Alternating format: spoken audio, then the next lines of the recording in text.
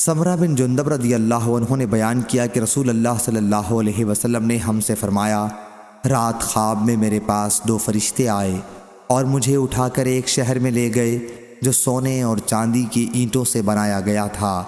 وہاں ہمیں ایسے لوگ ملے جن کا آدھا بدن نہایت خوبصورت، اتنا کہ کسی دیکھنے والے نے ایسا حسن نہ دیکھا ہوگا، اور بدن کا دوسرا آدھا حصہ نہایت بدصورت تھا، اتنا کہ کسی نے بھی ایسی بدصورتی نہیں دیکھی ہوگی۔ دونوں فرشتوں نے ان لوگوں سے کہا، جاؤ اور اس نہر میں غوطہ لگاؤ۔ وہ گئے اور نہر میں غوطہ لگا آئے۔